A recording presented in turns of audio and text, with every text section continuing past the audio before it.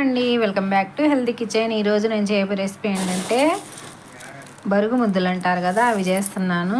ఇదిగోండి బరుగులతో చేస్తున్నాను. చూడండి, బెల్లం ఇలా నలుపుకొట్టుకొని తీసుకోవాలి. 1 కప్పు బెల్లానికి 2 కప్పుల బరుగులు పడతాయండి. ఇప్పుడు ఎలా చేద్దామో చూద్దాం. స్టవ్ వెలిగించి గిన్నె పెట్టుకొని బెల్లం వేసుకోవాలి.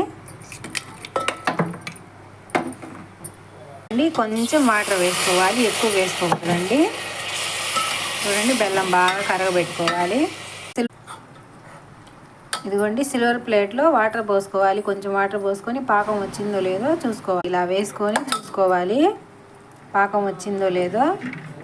కొంచెం గట్టిగా రావాలండి. ఇప్పుడు లేత పాకం వచ్చింది కదా, చూడండి పాకం ఇలా రావాలండి. ఇలా వచ్చిన తర్వాత ఇదిగోండి మరమరాలు వేసుకుంటూ ఇలా